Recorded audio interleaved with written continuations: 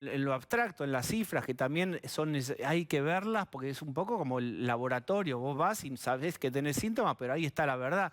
¿Qué estás viendo vos, Gustavo? Sí, el deterioro de la pobreza en la Argentina de los últimos años, que ya venía, digamos, profundizándose, el año pasado tuvo muchas particularidades, pero si tuviese que concentrar en una, te diría, hay decenas de miles de pibes que el año pasado vieron cerradas las escuelas, las parroquias, los templos, los clubes, y en general no volvieron a esos espacios de contención, y ese es un tema severo, porque no es cuestión de anunciar la fecha de reapertura de los colegios o de las escuelas o de las misas o de los encuentros religiosos para que regresen. Entonces, cada pico de pobreza en la Argentina te deja un sector que a lo mejor se recupera más rápido. Es decir, hay alguien que se quedó sin laburo 2 meses, recupera ingreso y sale de la estadística que vimos ayer. Pero hay otros que no van a salir. Más ramal que para, ramal que cierra, diríamos, usando la triste metáfora. Por ejemplo. Ahí voy a ir a Fabio. ¿Qué escribiste vos? ¿Qué es lo que considerás que aporta esto que estamos charlando, que escribiste hoy, Sofía, Bueno, que es importante, es muy buen artículo hoy en TN Digital? tiene que ver obviamente con la correlación que hay en las provincias del norte de la Argentina con la asistencia de coparticipación, obviamente, y también del empleo público, del porcentaje de empleo público sobre el empleo registrado, que se imaginarán está muy por encima del promedio en todo el país, en esas provincias, ¿no? Es decir, el empleo público como buffer, como Claro. atajador, como arquero del músculo productivo genuino que no está. Claro, totalmente, de la inversión privada que ahí falta. Bien, Fabio, Eso es grave porque es un seguro de desempleo anómalo. Porque es un seguro de Claro. desempleo? es anómalo porque, porque si el seguro de desempleo fuera un seguro de desempleo, se cumple la condición y vos lo cobrás. Acá dependés del poder político. Entonces esa anomalía le agrega la condición de pobreza, una condición de pobreza cívica después. Entonces la dominancia política en el norte está generada a través de un sistema de subdesarrollo inducido, digamos, porque es más rentable en términos políticos sostener la situación de subdesarrollo que desarrollar la economía. Si no, nos explica que hay provincias que tendrían un potencial de prosperidad, digamos. Yo no digo que sean Baden-Württemberg, para decir Holanda, alemán, pero sí que pueden ser mejor de lo que son y que fueron mejor de lo que son. Porque si uno ve el tejido productivo de lo que fue el Chaco hasta los años 70, de lo que fue Misiones... ¿Cómo fue? En una línea, ¿no? Digamos, ¿cómo era el Chaco? Bueno, el Chaco algodonero, el Chaco de los colonos, etcétera, era un Chaco donde tenía mucha retención de la población, porque el algodón ocupaba mucha mano de obra, y el algodón valía, y la industria textil argentina era muy demandante, tenía precio, y entonces había un derrame sobre las localidades, sobre Villa Ángela, Quitilipi, Machagay, etcétera, todo el circuito algodonero. Eso hubo muchos motivos por el cual desapareció, digamos, porque la apertura Martínez de Osista, muchos motivos. Pero lo cierto es que hay una historia, o sea, ahí no siempre fue lo que es hoy. Hay una historia productiva, hay una historia de prosperidad, hay una historia de relaciones sociales, de clubes, etcétera. Y hoy tenés en realidad mano de obra muy poco calificada, sueldos muy bajos en lo que es el algodón, por ejemplo, o el arroz en las No, y provincias aparte del norte. en algunos casos hubo tecnificación, en otros casos aparecen actores de la competencia internacional, hubo desplazamiento de la frontera agropecuaria con la soja, muchos motivos. Pero Sí, lo pero en cierto, todo caso también quiere decir que es posible. por Digamos, supuesto. quiere decir que es posible. Pero por supuesto que es No es una posible, condena. pero lo primero que hay que hacer es no ignorar esto que acabamos de decir cuando yo dije, es un buffer, dijiste vos. Sí. Y yo puse el dedo en la llaga en una cuestión del sistema institucional. No es un buffer genuino y de buena calidad, es un mal buffer, porque profundiza un aspecto de la política que es el control, ¿no? Entonces, él hablaba hoy de la contención. La política, por supuesto, siempre se dedica a administrar las sociedades, pero hay un aspecto que es el control y otro aspecto que es la creatividad.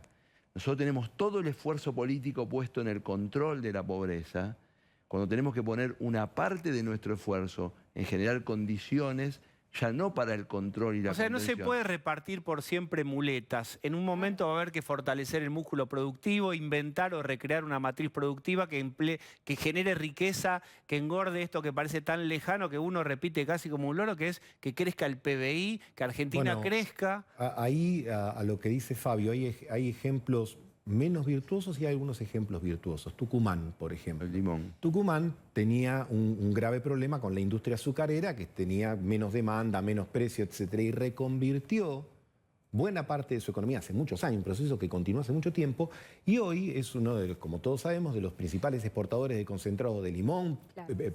proveedor de la principal empresa de gaseosas del mundo, es una de las provincias que más generado empleos en el sector privado. Digo esto porque quiere decir que es posible. Para poner ánimo, sí, el arándano. Y te sumo, esa industria que estaba languideciente, en el año 2000, en la industria azucarera, en el año 2006 hubo una ley, la ley de biocombustibles, y le permitió a ese tejido destinar la caña a doble propósito, ¿no? Azúcar o etanol para el corte.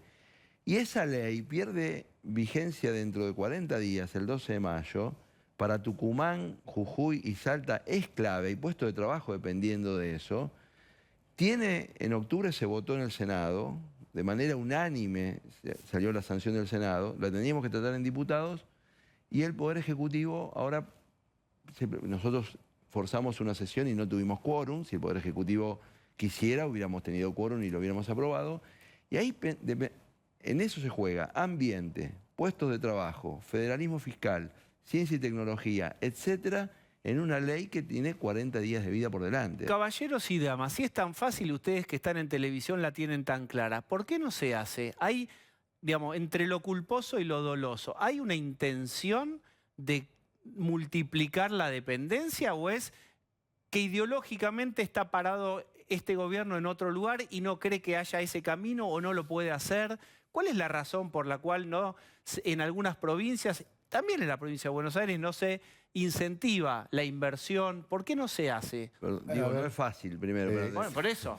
Ahí, primer punto de acuerdo, ¿no? Desde acá, no desde este Pero programa no- me refiero, desde la popular todos sabemos patear el tiro libre perfecto, picamos los penales, armamos los equipos, estando dentro de la cancha o estando dentro de la vida institucional de un club, te das cuenta que es muy difícil. Un comentario para completar lo tuyo con algo que dijo Fabio previamente. Es cierto, las provincias que tienen un alto componente de empleo público, en algunos casos 70% de la población económicamente activa, hay una cuestión de control. Pero ojo, es un control de ida y vuelta, porque muchas veces gobernadores nobles se encuentran con esa situación y tenés el 70 o el 80% de tu presupuesto comprometido con el pago del salario público y tenés sindicatos poderosos, así que tenés una suerte de empate donde es muy difícil mover las fichas. Bueno, pero en todo caso, por ejemplo, una de las provincias que es clave en esto, que es Formosa, no podemos decir que Infran se encontró con esto. No, yo estaba hablando en general, no estaba hablando del caso pero específico. también- Bueno, él se encontró con la anterior. Pero agregando, cuando yo puse el ejemplo del Chaco, puse el de Chaco Claro. y no puse el de Formosa, porque no hay una tradición preexistente, productiva, importante. Hay un rol federal que cumplir. La Argentina tiene que reconfigurar su territorio. No tenemos que formosear el territorio, tenemos que reformatear el territorio, y hay un rol que cumplir con nuestro norte, ¿no? Y con nuestra Patagonia también, por supuesto, y pensarlo en estos tiempos globales, qué cosas competitivas podrían hacer, etcétera, y cómo nacen nuevos actores, porque no se genera un emprendedor burgués en el fondo de la cocina batiendo algo. O sea, crear una clase social, crear un dinamismo económico requiere de una visión. Y el problema de la Argentina en relación a estos temas es un problema de visión. Bueno, espera, te puedo poner pausa ahí y vuelvo. Ese es el tema más interesante. Todo es interesante, hay partes más tristes, pero estamos tratando de meter menos espejito retrovisor y mirando tan para atrás y esa cosa más lacrimógena y tratar de pensar algo y ver los obstáculos, como son, siempre desde la popular. Ahí voy a vos, Adri, tenías algo. Yo me corro, permitime, a la coyuntura un segundo, porque nosotros estamos hablando creo que todos estamos diciendo, estamos en la segunda ola, metido de lleno, después de Semana Santa, y una semana después veremos los números que son muy malos. El gobierno está mirando por delante, si no tiene que volver el IFE y el ATP. O sea, en el gobierno están desesperados, y vos me lo vas a decir bien porque vos lo conocés lo fino, desesperados con la idea de que pasa esto, porque Guzmán no tiene los números. No lo presupuestaron directamente, no estaba previsto. Exacto. Estábamos todos vacunados para esta altura, más o menos. Exactamente. Entonces, ante un escenario de todos vacunados, los 10 millones de vacunas que iban a venir en diciembre, está el fantasma de que hay que volver a emitir. Ojo, porque por eso te digo, permitime haber vuelto un cachito a lo coyuntural, es el gobierno que venía a restablecer el asado y que se encuentra que tiene 3 millones de pobres más, tiene por delante un escenario en el cual, mirando los números, y en esta reunión que, por ejemplo, va a ser el sábado entre Alberto Fernández y Horacio Rodríguez Larreta, vuelven a mirar la coyuntura y aparecen los 90.000 millones del IFE como una posibilidad. Bien, yo no tengo dudas de que la pandemia obviamente te obliga a poner luz corta porque el pozo está ahí adelante, pero en un momento también se puede poner luz larga y ver qué va a pasar. En un momento va a haber vacunas. Pronto no para todos, pero en un momento va a haber y va a haber que armar un medio, no digo, un país sí va a haber que armarlo, ¿o no? Adriana. No, y el problema es que si vos relacionás la marginalidad con la pandemia, está clarísimo que hay una correlación muy fuerte en los aglomerados en donde hay más hacinamiento. Claro. De hecho, los lugares que están en rojo hoy en pandemia son Gran Buenos Aires, Tucumán, Cava.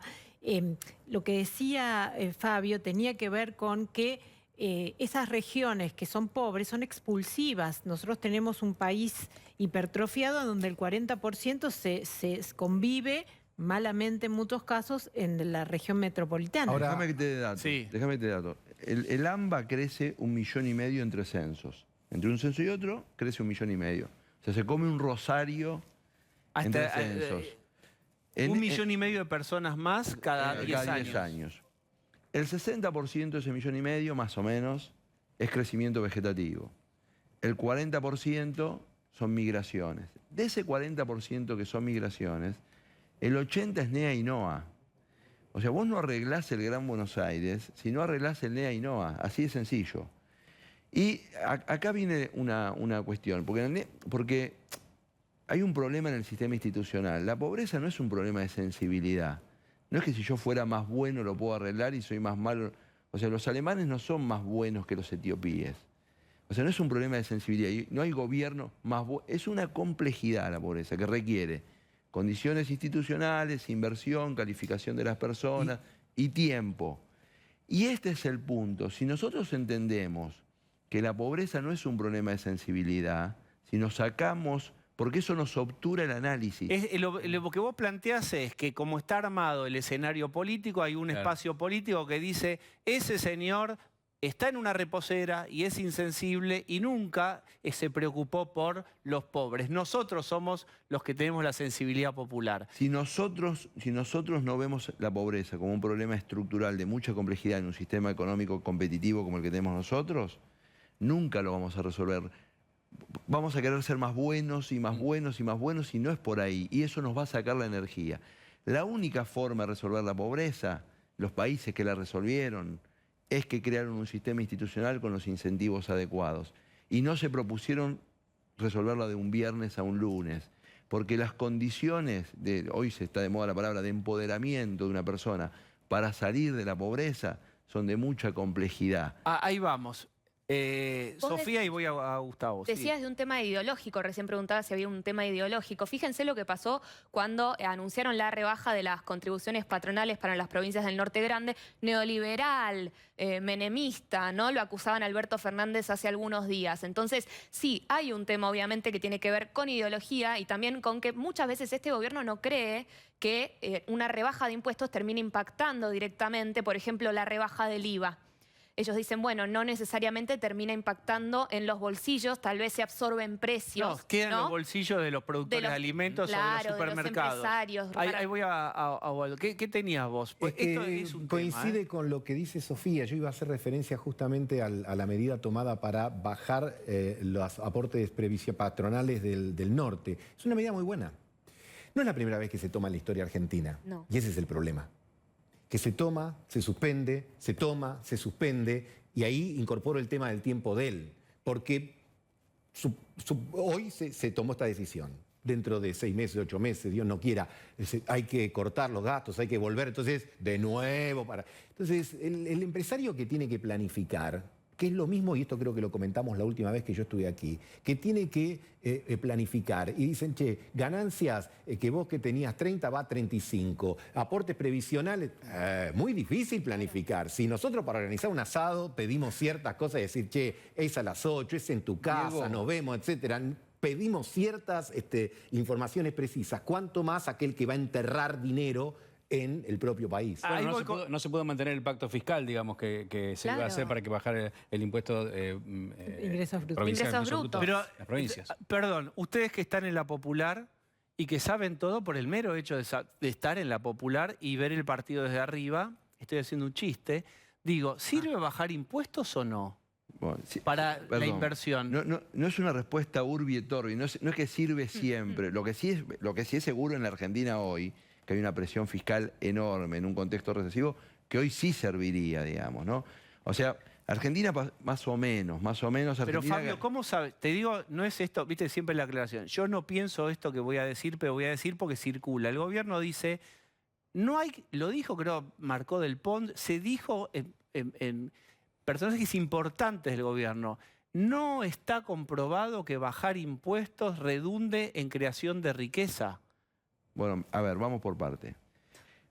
La presión fiscal financia bienes públicos, ¿sí? O sea, vos con esa plata se mantiene en las universidades nacionales, se pagan las jubilaciones. El Estado argentino está desenfocado. El Estado argentino ha perdido sus prioridades. Entonces no hay plata que le alcance. Porque a esta altura del partido, el Estado argentino, si tuviera bien clara cuáles son sus 20 prioridades, crearía una red para esas 20 prioridades de servicio público de alta calidad, jerarquizante, y financiaríamos eso. Yo voy a poner un ejemplo sencillo. Cuando empezó la pandemia, el señor Fito Páez hizo un recital por streaming. Fito Páez está en YouTube, digamos, ¿no? O sea, no era necesario. Yo no sé si costó algo o no costó nada, no lo tengo claro. Pero supongamos que costó algo. Sí. Supongamos que costó algo, está en YouTube, digamos, no es prioritario.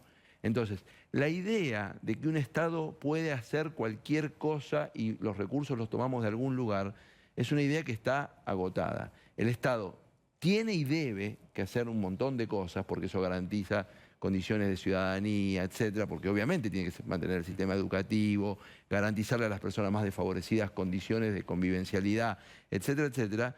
Lo que no puede hacer el Estado es pensar que eso no tiene costo. Pero ¿sabes qué pasa, Fabio? La patria es el otro y el que tiene que recortarse es el otro. Entonces vos decís, tal artista, la verdad, era necesario, y probablemente tengas una comunidad de artistas que milite en contra de tu proyecto político. Y cuando vos digas, señores de los sindicatos, en realidad ustedes deberían rever tal cosa, ¿cómo haces con esta, a lo mejor, genuina creencia de que yo no soy el problema, yo no soy el eslabón venenoso de la cadena que no funciona en la Argentina? Claro. ¿Cómo se hace con Cuando eso? vos gozás de algo, lo tuyo es un derecho. Cuando lo goza el otro es un privilegio. Digamos, esto Ahí es una está. constante, digamos, en la Argentina. Si lo tengo yo, dice, no, escúchame, ¿cómo no lo voy a tener? Me lo merezco, porque además, fíjate que fabrico, no sé, espejaimes con solapa, entonces es estratégico Todos para la somos República Argentina. esenciales, Por que esté lo supuesto. mío, nuestra autopercepción. Que esté lo mío. Que esté lo mío, ¿no? Entonces, evidentemente es una discusión. Ahora, vos preguntabas el tema de los impuestos. Básicamente, simplifico, pero vos podés ponerle impuestos a lo que la gente consume, digamos, el IVA, Claro. a lo que la gente gana, ganancias, y a lo que la gente tiene. Lo ideal sería que vos en ese orden vayas de poquito a más, que vos grabes menos lo que se consume, más lo que se gana y mucho más lo que se tiene, teniendo en cuenta que, por ejemplo, hay muchas provincias que prácticamente no recaudan nada de impuesto inmobiliario. ¿Por qué? Porque es más difícil. Y vos vas al impuesto de ingresos brutos, que es el más distorsivo de todos los impuestos, y generás.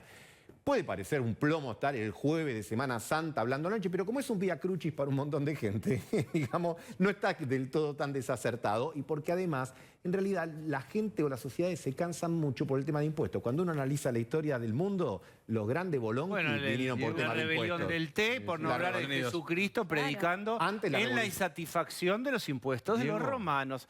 ¿Puedo hablar un segundo de bananas? Epa, sí, claro. Quiero traer este dato porque me parece que puede ser interesante para lo que decía antes el diputado con respecto a qué pasaba en el pasado. Un simple dato. En 1955, más o menos, las plantaciones de bananas en Formosa eran familiares. En los 60 llegaron a ser una gran expansión y hubo 7.500 hectáreas en Formosa con bananos. ¿Saben cuántas hectáreas hay ahora? 1.500. Digo, pasaron 60 años y de 7.500 hectáreas que había con bananos en Formosa, que eran una industria que podía explotar hacia el mundo. Recordemos que hay bananos, podía haber mango, podía haber maracuyá, podía haber un montón de ananá, digo, frutas que ahora se pusieron de moda y que son muy caras porque vienen de afuera. Eso podría ser Formosa hoy. Sofía, ¿cómo están las provincias? Bueno, ahí tenemos el caso de lugares o regiones de la Argentina donde la pobreza general, recordemos 42%, la pobreza, por ejemplo, en las provincias del noreste, 43,50% en personas, ¿no? Digo algunos datos breves como para pintar un poquito el panorama de lo que está pasando, porque cuando vas a los datos de empleo público en esos lugares, obviamente, promedio nacional, 41% más o menos. Me lo armó esto una consultora que se llama Aerarium, que se encarga de bastante de la economía en las provincias. ¿Cuál es el promedio de empleo público? 41%. Aclaración, esto No. es empleo público sobre el total registrado, obviamente, Del ¿no? total registrado de empleo, 4 de cada 10 están en el Estado. Claro, exacto. El promedio nacional. No Ahora, es cuando perdón, vas... déjame un stop. Sí, obvio. ¿No es un montonazo? Tenés mucha dispersión. Sí, y según Tenés los mucha servicios dispersión. En Capital Federal y la provincia de Buenos Aires, el porcentaje de empleo público sobre la población económicamente activa es muy bajo y en las provincias, algunas de las provincias del norte que se mencionaron acá, es muy alto. Claro. Es decir, tenés a lo mejor una relación de 70 a 10, digamos. Vos tenés el Ciudad de dato. Buenos Diego, Aires es... Hay Ciudad de servicios claro. públicos que son muy empleo intensivo, como la educación o como la salud, que son muy empleo intensivo, y que te pueden generar competitividad económica, ¿no? Educar a las personas, etcétera. Uno de los grandes problemas nuestros de la pobreza estructural es que van a ser nuestros pobres si no se califican para una economía emergente más demandante en términos de conocimiento. Bueno. O sea, ahí hay que invertir, digamos, en términos Perdón, de... y te lo agravo, hemos cambiado los paisajes corporales, antes era del desnutrido al malnutrido, que son esas gorduras de hidratos de carbono, de falta de proteínas, digamos, de grasas malas. Bueno, hablando de mitos... De Y falta, con de falta de chicos- frutas que no se Con siembran en el chicos y país. chicas que los primeros años, donde se arma lo que podríamos llamar el tendido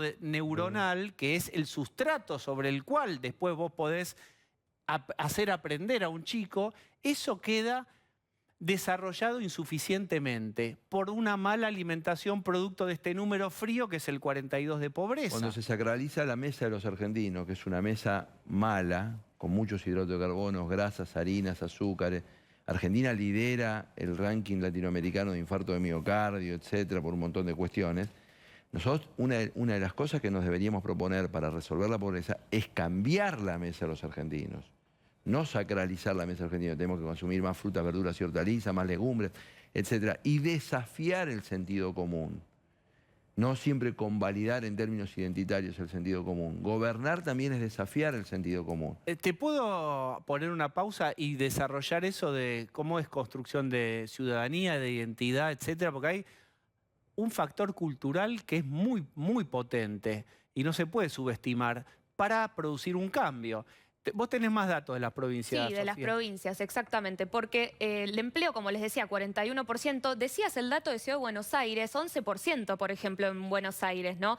Fíjate en Catamarca 63%, Formosa 62%, La Rioja 59%, Santiago del Estero 55%, lo mismo que Chaco, Jujuy 52%, Corrientes 45%, La Pampa 43%, muchas provincias del norte, muchas provincias en concreto del noreste. Bueno, ahí tenés. Entonces, casi en un promedio, y la mitad son empleados públicos. Claro. Desde un punto de vista, insisto, Y te agrego- es el único, el mayor proveedor de empleo es el Estado ahí. Y te agrego otro dato más. Son las provincias, además, que tienen peor conectividad y mucho menos acceso a las nuevas tecnologías que son este espacio de desarrollo de la próxima generación. Y mayor dependencia política. Y hay dos conceptos clave para entender acá que tienen que ver con el desempleo encubierto. Vos mencionabas algo similar, porque cuando vas al desempleo en Formosa, 4%. ¿Cómo 4%? Si a nivel nacional es 11%. Y porque se sostiene justamente con el empleo público, ¿no? Y después hay otro concepto también que estudian los economistas que se llaman los pobres que trabajan. ¿Qué significa esto? Un empleo público de muy baja calidad, tal vez sueldos de 20.000 pesos. ¿Hoy para qué te alcanzan 20.000 pesos? Ni para una canasta básica alimentaria de una familia. Ni para cubrir los alimentos de un hogar de 4 personas, Sofía, digamos, ¿no? ahora, Pero ahí hay una cosa... Las provincias y la estructura de las provincias productivas cambia con el tiempo. Cuando yo lo escuchaba Osvaldo, con el tema de las bananas, por ejemplo. Hoy un gran potencial que tiene para desarrollar Formosa es la producción pecuaria. Claro. Porque vos fíjate que del otro lado de la frontera, en un territorio muy parecido como es Paraguay, el nivel de producción de carne vacuna, que es estratégico no solo para la provincia, sino para la Argentina, porque nosotros lo que tenemos que lograr es que el gran proceso de conversión de proteínas vegetales, animales, se haga dentro de la frontera de la Argentina. ¿Para qué? Para exportar vacas, chanchos, valor agregado. valor El agregado, famoso porque eso valor es laburo, agregado. es gente que está en un frigorífico, es gente que tiene un recibo de sueldo, etcétera. Eso por un lado. Y lo otro que escuchaba a Fabio y me acordé por el tema del liderazgo, digamos, ¿no? De no estar siempre detrás. Una vez le preguntaron a Henry Ford, el de los famosos autos, él dijo, mire, yo no escuché a mis clientes, dice, porque mis clientes me hubiesen pedido caballos más rápidos. Bueno, Yo tenía entonces que enseñar otra cosa. Bueno, entonces yo ahí lo que digo es, tenemos un líder o una líder que esté pensando en la metáfora de Gustavo, inventar lo que sería el automóvil y salir de la tracción a sangre. Diego, cuando Sarmiento se propuso en este país que la gente se alfabetice, que fue una ventaja competitiva de Argentina en la región que nos duró un siglo, esa decisión estratégica. No había una demanda, o sea, los no alfabetizados y los inmigrantes no le pedían. Y de hecho, había resistencias, ¿no? Ya se sabía el valor de la educación, etcétera. Obviamente no lo inventó Sarmiento. Pero la decisión política de que la educación sea gratuita, universal, en todos los rincones del país, para hombres y mujeres, en un momento que se discutía si las mujeres, etcétera.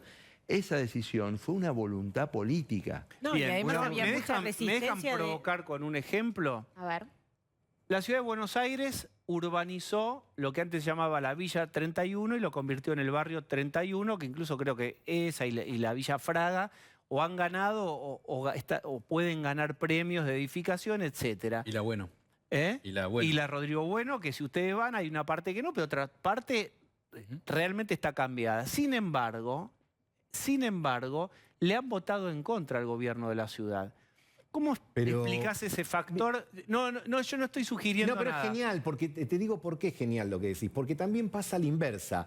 Y el peronismo, y sobre todo en los últimos mandatos de Cristina, decía, ¿cómo puede ser que haya sectores de clase media que nos voten en contra si con nosotros tuvieron el hora 12, la hora 18 o pudieron viajar a Miami? Sí, exacto, Bueno, el ¿sabés dólar lo que pasa? planchado. Mirá la gente cómo es, que jodida Bueno, ahí está, que es. hablemos Te de eso. pide más, No, o esperá. te pide otras cosas, o no Esperá, necesariamente va a haber una... vaciemos la intencionalidad porque es un juicio moral que ya estamos viendo que no tiene mucho sentido, porque ¿qué hacemos? Tiramos la moneda y quién es bueno y quién es malo, dale, a ver qué te tocó. No tiene mucho sentido. Diego, ¿Cuál es el factor No, acá a para ver, la vos? construcción de identidades políticas, o sea, conocemos cantidad de gente que te dice yo soy peronista, yo soy radical porque mi viejo me hizo, porque me pusieron un libro en la mano, porque en ese momento político que era adolescente había un líder tal o un líder cual. La construcción de identidad política es muy compleja y no tiene que ver solo con esta perspectiva de te doy, no te doy, sobre todo, digamos, en una democracia como la nuestra, donde la gente está sometida a muchas influencias.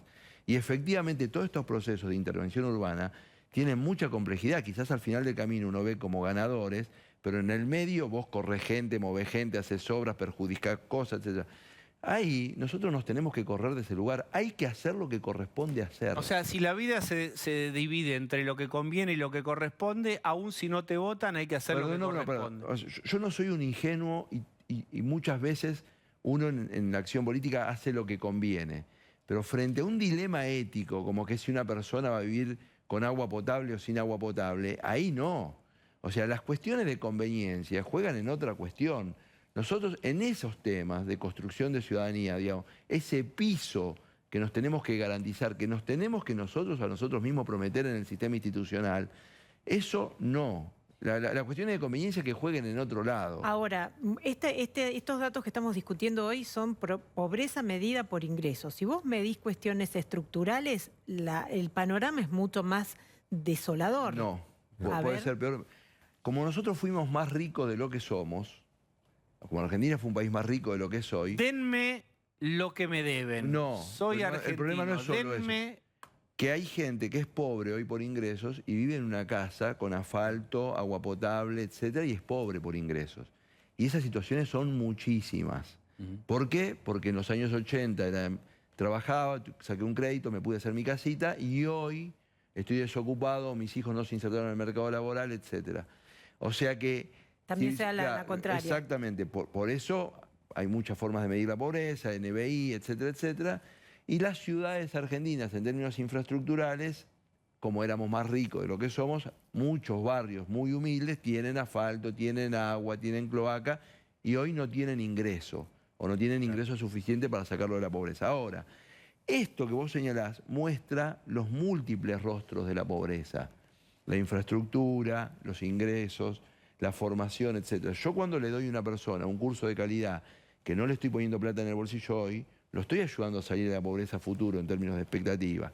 O cuando lo educo a su... Nosotros, fuerte, lo que tenemos que romper es el tema de los niños y adolescentes. Si nosotros no hacemos nada, si padres pobres garantizan que sean hijos pobres, y la sociedad... Nada, es el único plan Sí, pero de política de Estado es seguir generando pobres, porque es transgeneracional.